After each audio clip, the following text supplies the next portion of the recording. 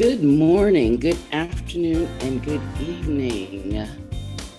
Welcome around the globe to Kangen Water Radio, featuring the Kangen Water Health and Information International Call, where we consider, clarify, and often correct the conventional wisdom around Kangen water technology, the different machines, the science behind the water types, uses and benefits, the testing process, the maintenance and cleaning of machines, and much, much more.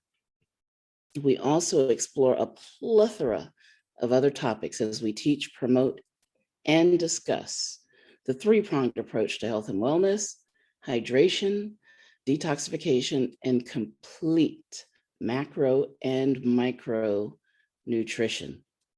I'm family physician, Dr. Lisa Battle Singletary, your virtual keto coach, and I will be joined by my co-host and fearless leader, Mr. Terrence Hope, an Enagic 6A distributor extraordinaire, and together we bring you the best of both worlds.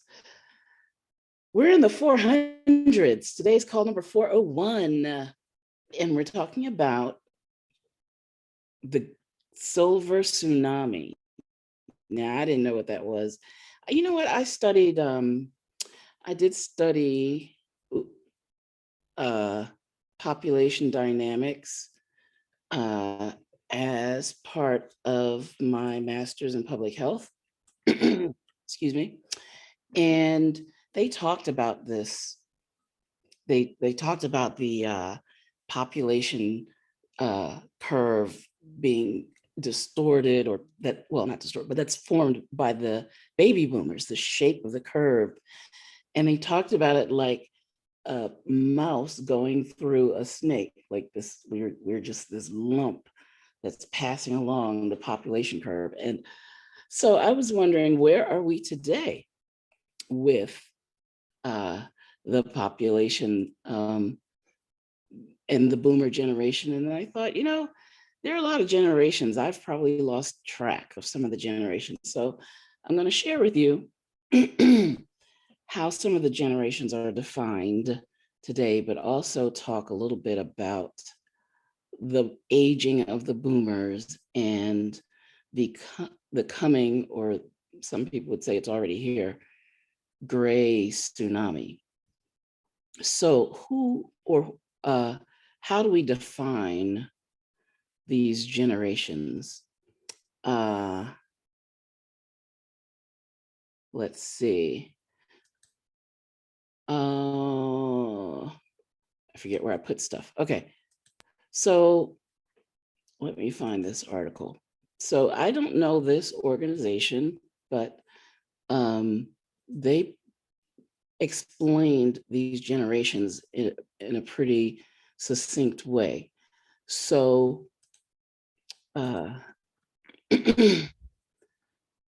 boomers, Gen X, Gen Y, and Gen Z explains. So what separates Generation Y from X? And hey, Gen Z, welcome to the party. What's the cutoff? How old is each generation? How are they really that different? Are they really that different? Yeah, they are. And it's easy to see there's confusion about the cohort. So I didn't feel so bad once they said there's confusion about, like, I'm not the only person that's confused about these cohorts. I remember, I guess I was in junior high. They call it middle school now, but I think it was junior high. And we were talking about the future. And I remember thinking, they talked about what happens at age 30, when you get to that stage of life. And I remember thinking how that was so old just to even think about 30. And then I remember in high school when we were talking about the year 2000, and I was like, oh, will that ever come? And now 2000 is 21 years in the rearview mirror. I can hardly believe it. But let's look at these generations. I will put these generations. I will put this article in the show notes, in the description box on the YouTube video when I do the replay. So you'll be able to pull this article up yourself. So here's the breakdown. Baby boomers. So, this is a little sad to me because they don't even talk about the greatest generation anymore. But the World War II generation, wow, they went through so much. So baby boomers born from between 1946 and 1964.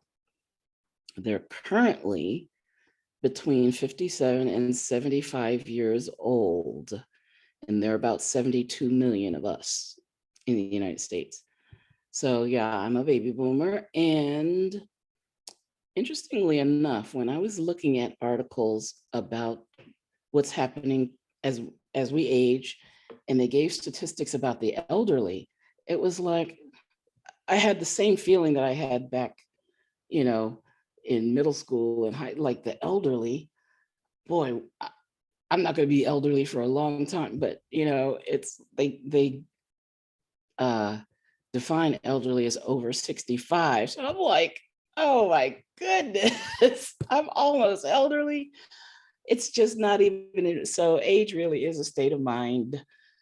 And I'm gonna stay young, period.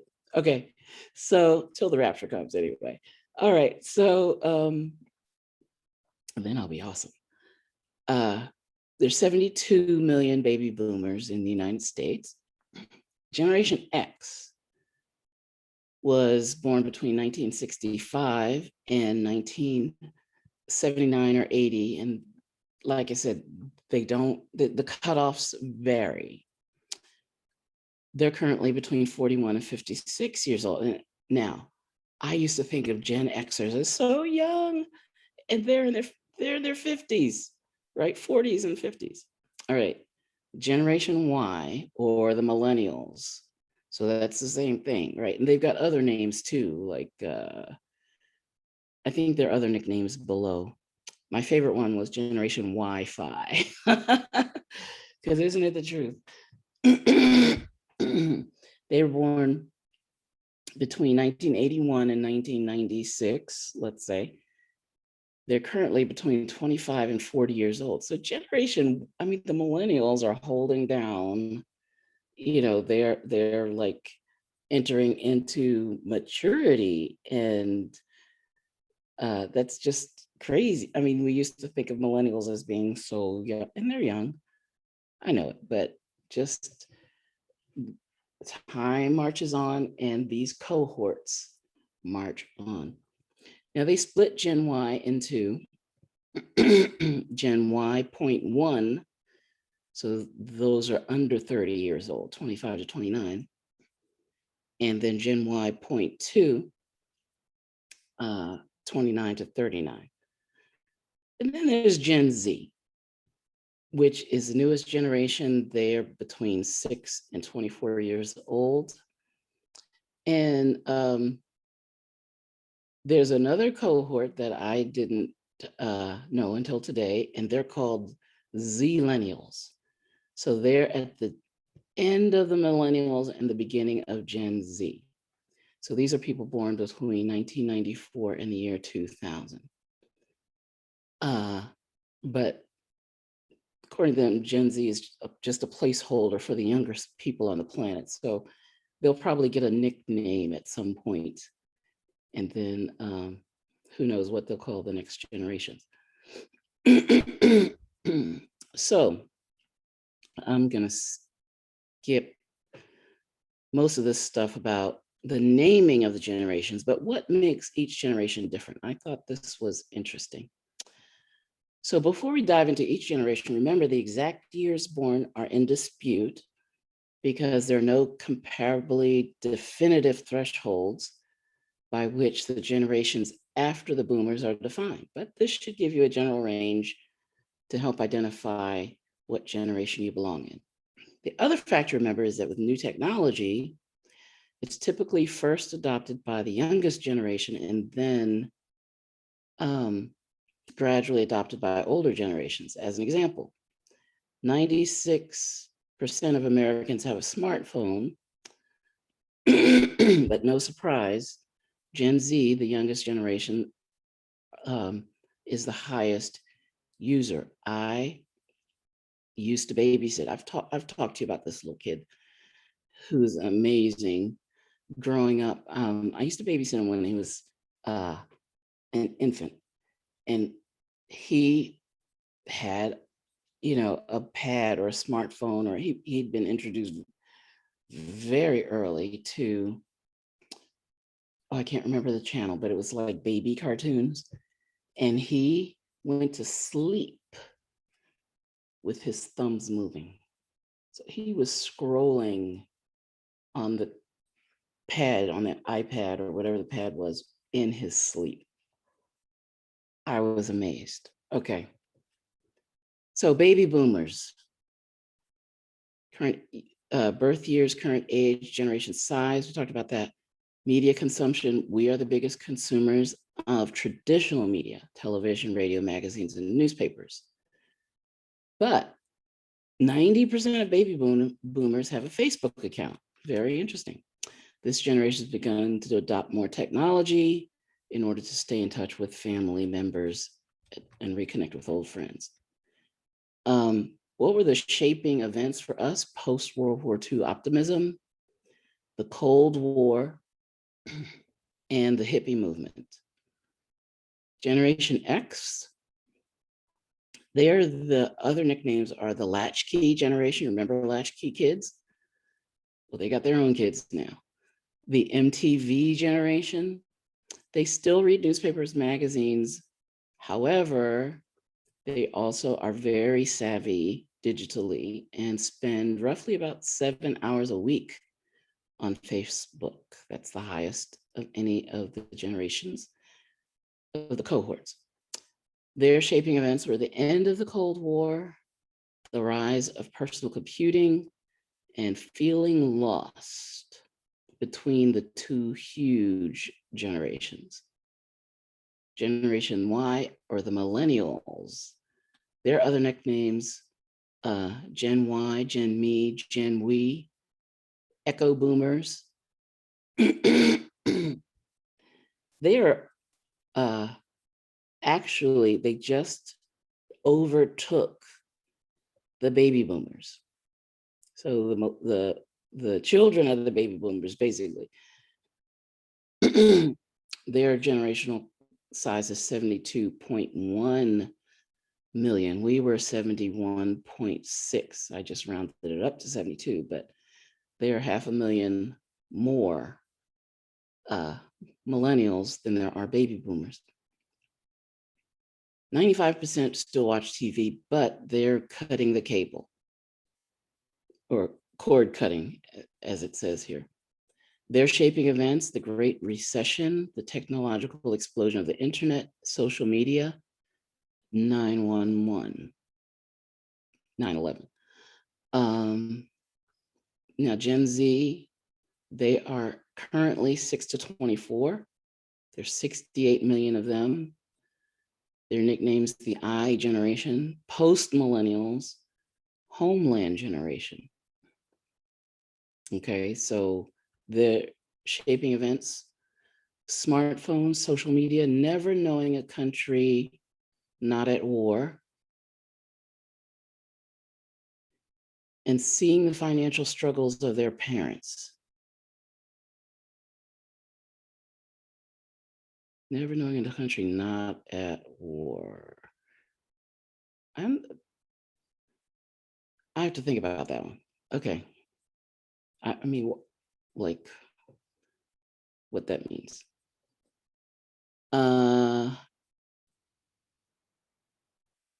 Do the generations use technology differently? Yeah, we know that. So just general information about the generations. And there are some really striking statistics in this article if you want to dig a little further.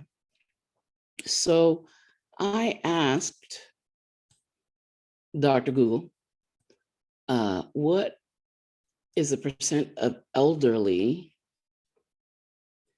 in the population? And right now, well, as of 2019, seniors who are 65 years or older in the American population are around 16.5%. They're expected to increase to 22% by the year 2050. So what does that mean? You're in a room with 10 people, 2 of them are going to be 65 or older. I asked the same question about the world, and globally, right now, the world population share that is 65 years or older is 9%. So in 1990, it was 6%. 2019, 9% is projected for the world population, the elderly percent of the world population to increase to 16% by the year 2050. So one in 6 people in the world will be aged over 65 by 2050. Does that seem like a long ways? I can't even think about it, like how quickly these years are going. So I'm not going to make that mistake again of thinking 2050 is so far off and like it'll never come. Because these years just tick by. So also I asked this question: what percentage of the elderly are frail? And I think that's an important question to ask. So by a couple of different estimates, 7 to 12% are of Americans over 65 are considered frail. And the risk rises as you go into higher categories. Another estimate was 15% of older non-nursing home, so we're talking people at ambulatory at home, are frail. And look at this, 45% are pre-frail. We have a lot of reasons to embrace the 3-pronged approach, my dear, dear Kangen Water Radio family. And here's another reason. And back to the percentage of elderly in the world. There was an article, I didn't pull it up. I just read the little blurb here, and I'm not sure. Oh, here we go. Yeah, which countries have the oldest population? So Japan has the oldest population. They have 28% elderly or 65 or over. It's hard for me to say that elderly is 65. And Italy follows Japan at 23%. I wonder, I really wonder what will be the effect of the worldwide pandemic on these elderly statistics, because we know that the being elderly was a risk for increased severity, hospitalization, and increased mortality. So, and those statistics, the 2020 census will capture part of it, right? But I think we're not gonna know for years what the real impact of that worldwide event will have had on the population. But the the question that I asked, or the article name was the silver tsunamis. What does that mean? Well, and why did I put a question mark after it? Let's just talk about what the question mark is, because some people don't feel that the moniker silver tsunami is derogatory, right? So let me see if I can find this.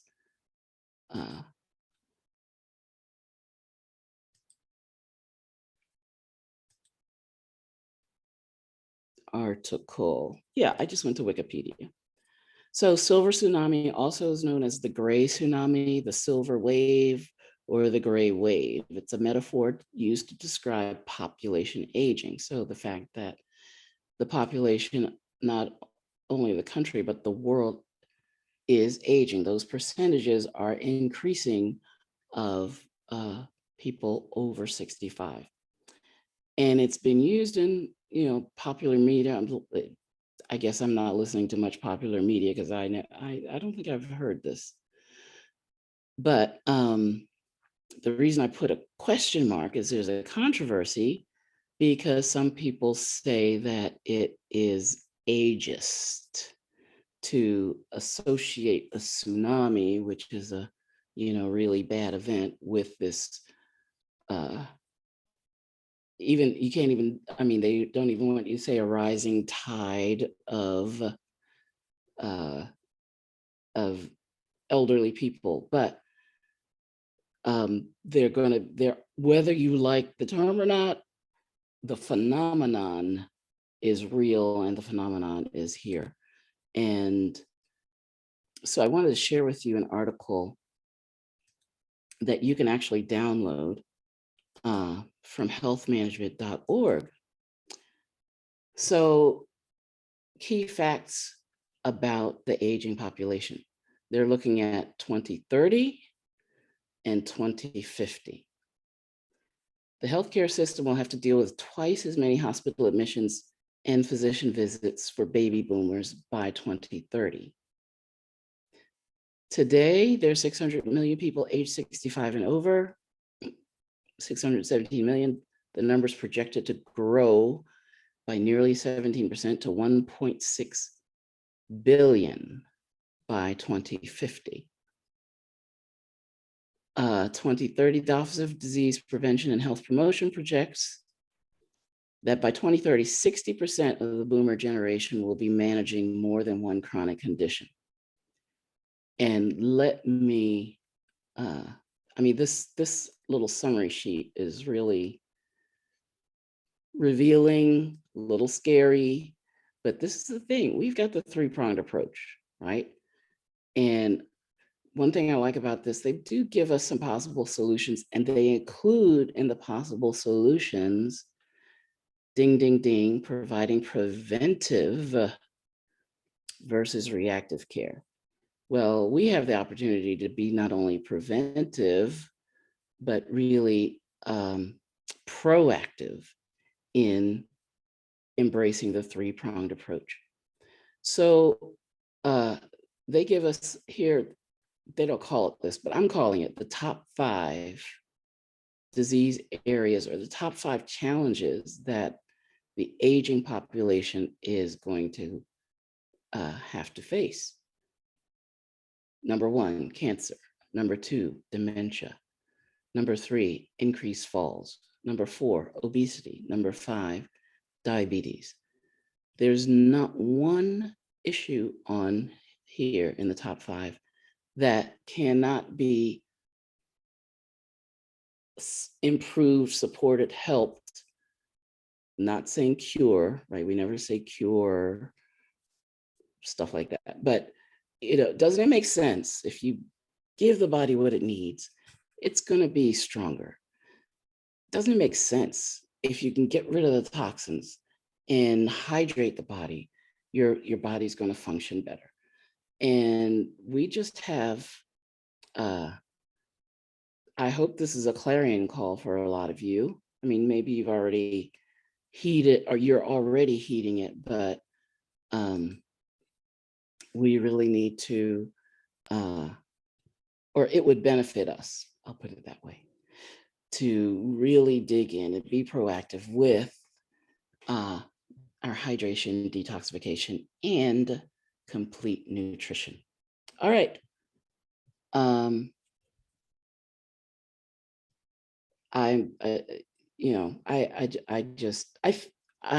thinking of conversations I've had with people just in the last 48 hours of people who are suffering with the complications of diabetes and high blood pressure. And I asked them, okay, this one person, what did you, and they say they want help, right? They're calling me for help. I said, well, what did you eat for breakfast? Well, cereal. I usually have cereal. And I'm like, so I said, you could just stop there. You just don't go no further. So we had a good discussion about that, and haven't heard from him since. So we couldn't even get to the 3 prongs because he's just not willing to give up his bread and his cereal and his whatever. So it's like, okay, okay, it's on you. It's on you. We can help, but they have to be willing to accept our help. All right, I'm sorry. Let me bring on our own beacon of hope, Mr. Terrence Hope, Benagic 6A distributor extraordinaire, the vigilant, consistent, persistent health advocate and health influencer to the stars and to the globe. Mr. Hope, are you with us, sir? I happen to be out and about here in the USA. By the way, you look beautiful, Dr. Singletary. I just add a little personal, looking great there, and it's good to get this sociology lesson about the different aspects of our society and their development. I took note of the section you referred to regarding the health outcomes mute off of the it's amazing. the health Mute outcomes on. of the different societies like Japan, and being the larger percentage of centurions. Is that what we call them? Centenarians? Centenarians, octogenarians, centenarians. As well as Italy. And then once again, we can stop, pause, take a look at what their nutrition intake is. That's definitely a country that deals with more with vegetables and fruits and more produce and protein. The same thing we talk about when we talk about the animal kingdom. And they're getting the basics of what they need, and in their society, junk foods are not a prime type of food intake. So they certainly get much better of what we have, what the planet has to offer for nutrition. So I'd like to actually come back in just a little bit more because there's a few other things going on here today. And if I could add some more comments toward the end regarding water, but I do enjoy this aspect, what makes us age, what nutrition is best, what parts of society actually function best. And then of course you can see them in their numbers. That centenarian number in Japan and Italy stands out. And you always have to ask, why is that? How could that be? Well, what's in your food? What's on your plate? Yeah, and what's in the glass? Yeah. So I'm gonna pause now and just come back a little bit. All right. Well, Juanita has her hand up. So, Ms. Juanita, can you unmute today? Yes, am I here? Yes, I hear you. Lord. Hi, Adrian and Mr. Hope. And I've got Margie on the line right now because when you said elderly, who's the first person I thought of? She's a sweet 72. And I just had a birthday on Monday, so happy birthday. Thank you. I think I barely am in the Generation X category. So you're in the, Is age 41 through 56. And doctor, I could not write quick enough. I mean, like, okay, go back to the name. And I was trying to do my little Avicen, which you can do, but I can't right now. The name of the article, the first one started with a Z. Was it a Z? yeah, let me pull that up for you. And you look gorgeous, Dr. Lisa. Look at you. Thank you. I just got a new haircut too. We almost look like sisters. I know. Is this your article you're talking about? Yeah. Oh, it's K. K-A-S. What does that stand for? S-A. Yeah, I don't know. I don't know this organization. I just picked their, I like the way they presented the information. So. But I kind of got lost. My question is, okay, we mentioned that Japan is 28% elderly, because I'm looking for healthy elderly individuals to fellowship with. So if I move to Japan, I have the likelihood of 28% in my category, or that's elderly. I'm a boomer still, but borderline boomer. Yeah, Japan is the highest of 65. I'm sorry. And the Italians are up there at 23% of the whole population of Italy. And now, Germany's third. But all of this, remember, is pre-COVID.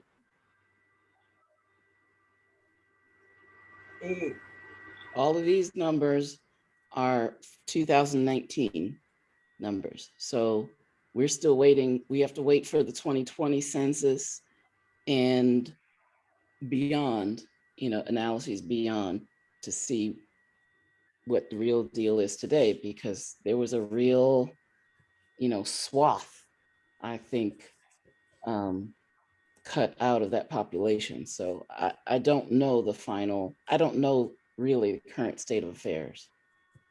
That's something to think about, because I'm in a dwelling here, and keep us in your prayers. The place could be shut down just due to health things that we What? When we moved in. Oh my. Demolition going on downstairs, and faulty plumbing and electrical and no permitting. It goes on. But one of the gentlemen that live across the hall from me, I call him my neighbor, James, and they all range from 22 to 40, right? And so here's one he does 60 something. I don't know what I turned 64. It's hard to hear you a little bit with the machine. Can you get a little closer to your mic? There's nothing going.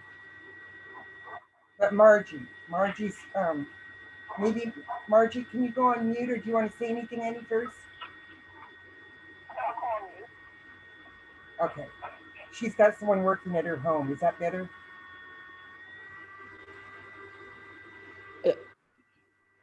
We'll muddle through.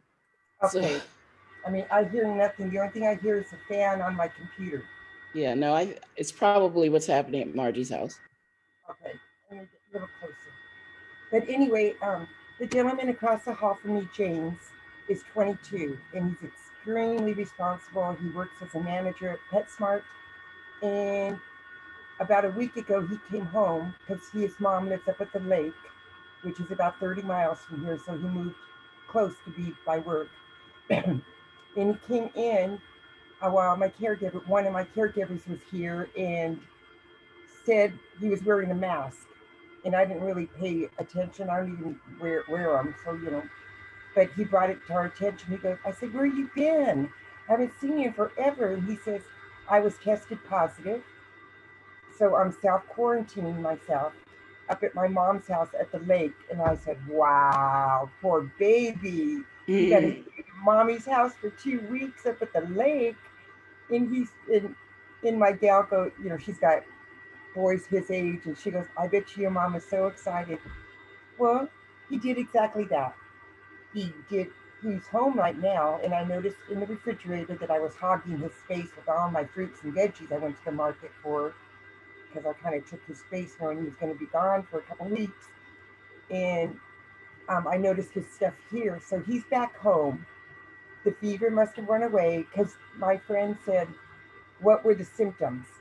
And he said, "Fever, a slight fever, and flu-like symptoms." I said, "Okay, and I did like get out the whatever. I use the word Lysol, but we don't own it in our homes. And I didn't spray everything down. I just knew that he was being responsible, and he grabbed some toiletries and went away.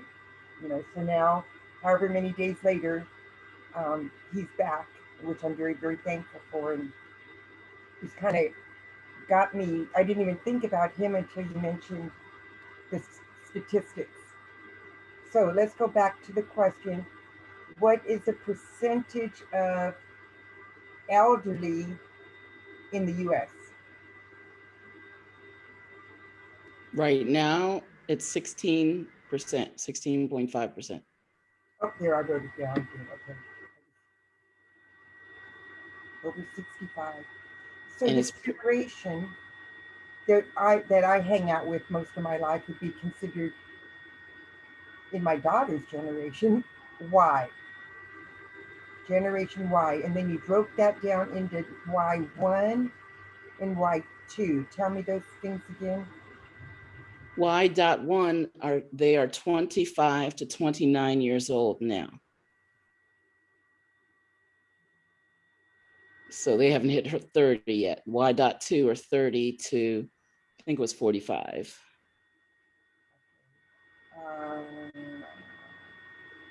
I'm going to look up that article. Sure. In Have you, Juanita, have you looked at any of the replays on YouTube? I haven't, because I've been in somewhat of a displacement. Okay, because I just want you to know that the information is there from the articles, and you've got a link there, or you will. I haven't done it for this call yet, Okay, but I will link to all the articles on YouTube. All you have to do is when you go to the YouTube, click on, if you're on your desktop, you click where it says see more. Or if you're on your phone, you click on the little caret, little arrow that goes down, and you'll be able to open up what they call the description box. And maybe I can do it on my phone here. Do you have an iPhone or an Android? Because that Doesn't matter. doesn't matter. Mm-mm. And Margie's teaching me so much about technical. I mean, when I met Margie, all she had was a landline, and she was never going to get a cell phone. So now Margie needed to get a cell phone, and she's teaching me. Okay, look, I went to YouTube and I searched Kangen Water Radio. I don't know if you can see it. I can see it. Okay. And Kangen Water Radio pulls up this playlist. There are 23 videos there now. Oh. And if you hit the playlist, you can see all of the videos that we have. Wow. Since we went audio AV, since we started using, the cameras. So let's just look at the last video. Water Radio, featuring the Kangen Water Health and Information International Call. Okay, so there's the playlist. Okay. You have to click this little X there. Lower right-hand corner. And that lets you see the individual video, right? Okay. Not just the whole playlist. And over here, right next to the title, there's a little caret I see it. goes down. You press that and it opens up all the articles that I used, and information that we frequently go to for the call. And you can just, click on the link and it goes right to the articles. So you don't even have to Google them or search them. So I'm going to give Mr. Hope's approval. And I'm going to ask, with his permission, I'm sure he won't mind. And if he can't unmute, maybe you can say, But what generation would he be? Oh, I'm guessing he's a boomer. But he might be, I mean, I don't know. But that's I think everybody's a boomer now because there's so many of us. Well, I'm borderline elderly. I know, ask me in a couple of years, right? Yeah. But I'm just thinking, between the two of you, we've come a long ways on this call. And to go from the phone to the computer to the Facebook to the whatever we're doing, Zoom, my thing said Zoom, because I put it in just like you sent the message. But I'm just wondering, the comment that you made, let's focus on this for a second. Generation. Wait a minute, can you adjust your mic a little bit or something? Maybe I got to move that phone. Was it interfering? It's just hard. It's muffled a little bit. It's just hard to hear you. I'm working with it though. So what would I need to do? I have the choice to either mute, stop video. Let me stop the video just to see if that'll help. Now, do I come across any better? It's still muffled to me, but what were you saying? I wanted you to please explain not at war. Yeah, I didn't understand that. That might have been a typo because yeah, I didn't understand the art that not.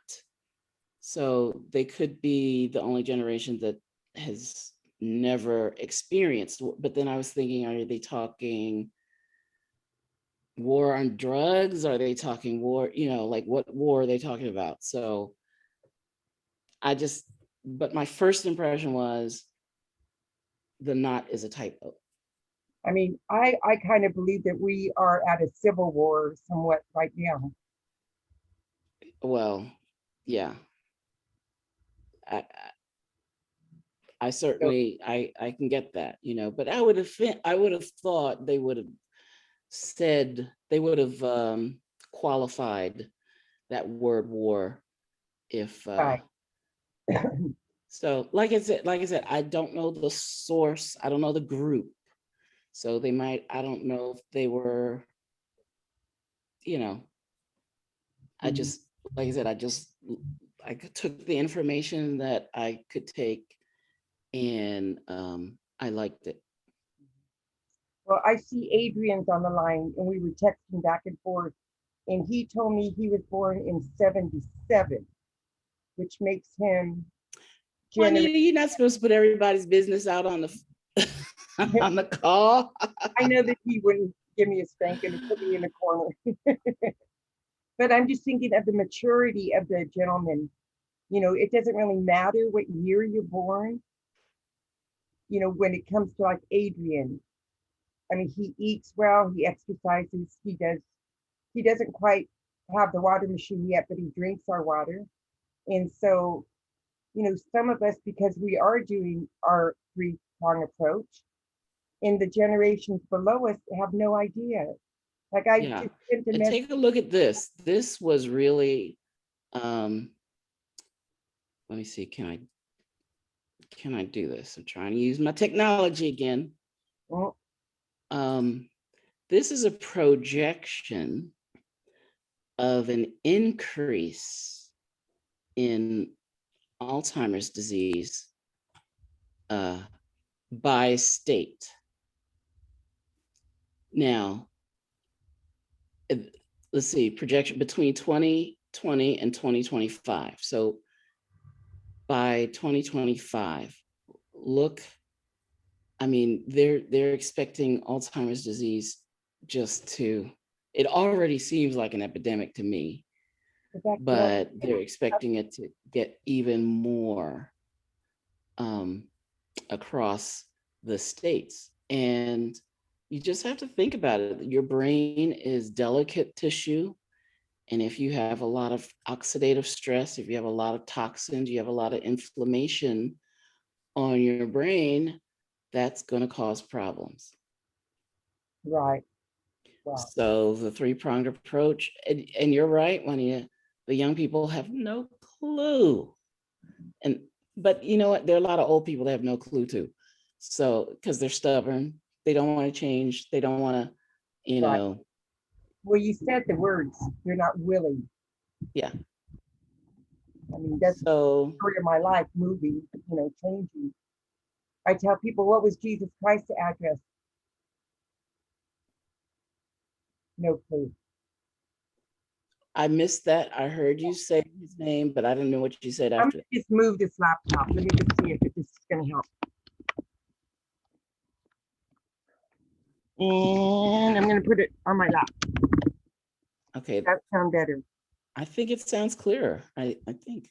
So there must be something over there by that window that is picking up, the sounds. Maybe so. Wow, and this laptop's pretty warm. I can barely put it on my lap. Oh, well, don't do that. No, You I don't want like it on my body anyway. And I've got one of those pucks on it to repel EMF. Now, this was an interesting article, if I might share. Mm-hmm. This was from Canada. Okay. Our hospitals are not ready for the gray tsunami. But look at this. Today's the average I life. think it's great. I thought he said silver. Well, that was a synonym. They have the gray wave, the gray tsunami, the silver wave. They were all synonyms for the same phenomena.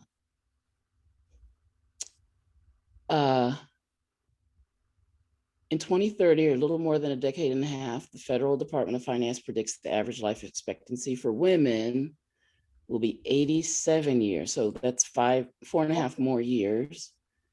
And for men, 78 years now, but projected to be 82.8.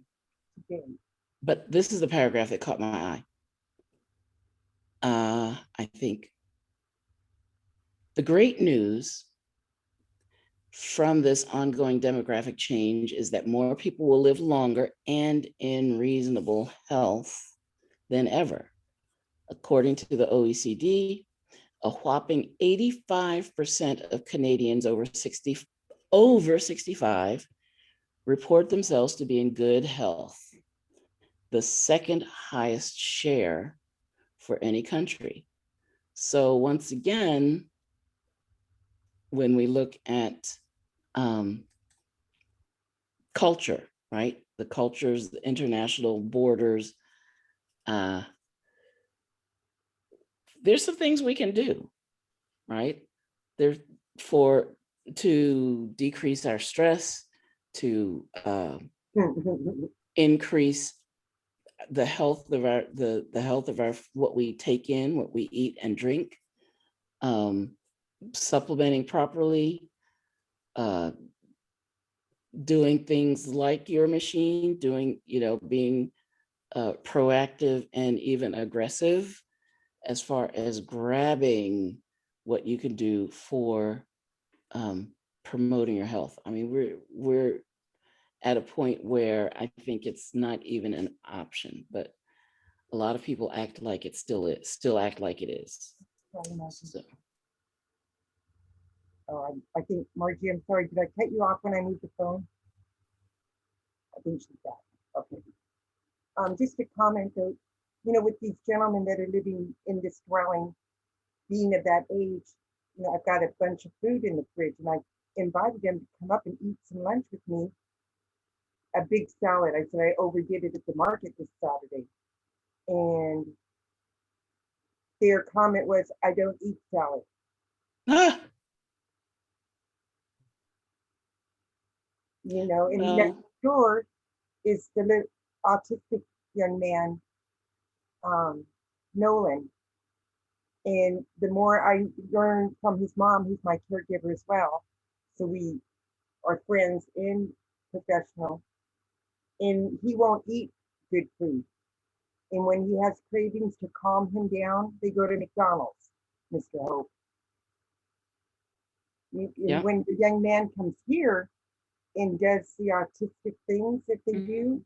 Mhm. And he's always repeating himself and Mhm. I'm hungry.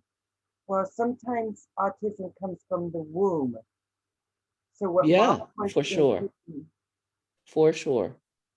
mama said when she got pregnant with him that she was on the pill and he wore a condom. And lo and behold, there's Nolan. But Yeah, I when have some Nolan, friends, they're post vasectomy, post tubes tied, still having kids. So wow, there's sometimes you're just supposed to have them. and his behavior here is completely different than when his mom's around, when he's with me. And I just let him wander over. If my door's open, everybody knows they can come in. And the other day, he came in with the shoes on backwards, the Mm. shorts on inside out, and they let him dress himself. And as it is, it is, you know. So I said, Nolan, your shoes are backwards. Fix your shoes. And you have to speak directly to them and have them look in your eye. And so he changed his shoes all by himself. I said, great job, great job. Then all of a sudden, lo and behold, he stands up and drops his drawers.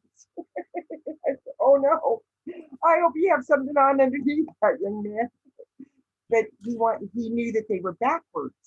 Because I said, now look at your shorts. Why'd you put those on backwards this morning? And he kind of looked at me and shook his head and stood up and changed. And so I told his mom, I said, I hope you don't mind your son changed his clothes over here. Like, she goes, when he feels so comfortable with you that, you know, because I treat him differently than a mom or the sister. And I know God called me. So if anyone has questions, anyone else has questions or comments, please type them in the chat, raise your hand. But I do have one final article that I wanted to share, and mostly just the title that caught my eye, and that was this: by 2030, all baby boomers will be age 65 or older. And this made me, and they're talking about what impact the 2020 census is going to have. And they even mention here in this article, the gray tsunami, the impact of the baby boomers on population age structures, why knowing where boomers are matters. This might be an article where there was an article, they had a map of where the boomers are. Oh, that would be interesting for me to find out. Yes, exactly. So, we're in a pivotal time. Just by just about any measure you can use to evaluate where we are in history. This is an amazing time to be alive. It's an amazing time to be the age that we are. And it's an amazing time to have available to us the Kangen water machine, the nutrients that we have available, and thank God for the healthcare system that we have, but you have to know when to use it. Like if I were in a car accident, yeah, take me to the hospital. If I get a leg broken or something, I want to go to somebody that was trained like I was trained to set that arm or set that leg. But for chronic conditions, for long-term health strategies, yeah, I wasn't trained the best when I went through medical school. So, uh, thank God that we have choices. Thank God for the internet. Thank God for this Kangen Water family. I love that you're all here. I love that you're all with me today. Thank you, Juanita, for being such an integral part of the call today. And I do want to invite everyone to go to YouTube And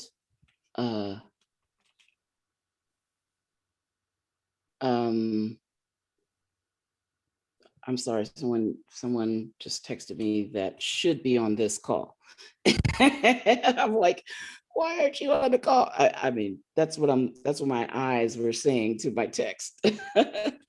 But I want to invite you to go to YouTube to search Kangen Water Radio. That is our channel, and take advantage of all of the goodness that we're putting there for you. I really enjoy, after the call, I take hours getting everything ready for the channel, getting all the recordings together, uploading, downloading, editing, all the stuff. And I really enjoy it. So I want you to enjoy it too. So our next call will be Saturday. And I think we had a request for eye health. So I'll be talking about the eyeball. I'll go over the structure of the eyeball and also some things that we can do with the three-pronged approach to help our eye health and our vision. Before we Alrighty. stop, I want to let you know where the most baby boomers live. The most populous city in the US, New York, is a top boomer location, boasting the largest population of baby boomers. This certainly challenges the myth that all seniors prefer Florida, with New York City boasting almost half as many baby boomers as the entire state of Florida, 1.4 million versus 3.9 million. I have some friends they're moving to Florida this month. They're from New York, and they discovered that it was cheaper to buy a plot of land and build a house than it was to buy a house. So they're building their dream home in Florida. I think they're going to the west coast of Florida, but I have another place to visit. And just on another key, where do the wealthiest baby boomers live? Oh, I don't know. Montgomery County. Where's that? Where you live? It's near Washington, D.C. Oh, okay. It says, according to this, wealthy baby boomers, where do they live? Jackson, Wyoming / Idaho. Now that is a beautiful part of the country, Jackson. And then I have a friend in Jackson, Wyoming. I'll have to go check it out. There you go. The wealthiest, Bridgeport, Stratford, Newark, Connecticut. That's in your part of the world. Here you go, Mr. Adrian. San Jose, Sunnyvale, Santa Clara, California. Naples / Marco Island, Florida. And the last listed, I thought they'd say Wenatchee, Washington. That's my problem. See, it's obviously not an accurate survey if they didn't put Wenatchee on there. Then they count how much per, like they're all millionaires or above. So just for anyone wanting to know about the baby boomers, if you're thinking of relocating, which I may need to again. So thank you, Dr. Lisa. Thank you, Anita. All right, everybody. So we will reconvene on Saturday at 1 p.m. Eastern time on the Kangen Water Radio Zoom. So I will be sending out notices, etc., and I will send out a link to the YouTube playlist. I think I can do that.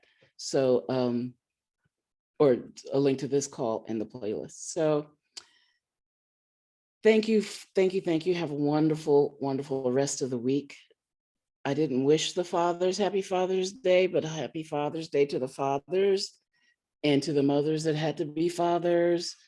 And when you do go to YouTube, please, if you find value in this information, please hit the like button, the thumbs up, the subscribe to the channel, and help us build up our Kangen Water Radio YouTube presence. Alrighty, thank you, everyone. Have a fabulous rest of the week. I love you all.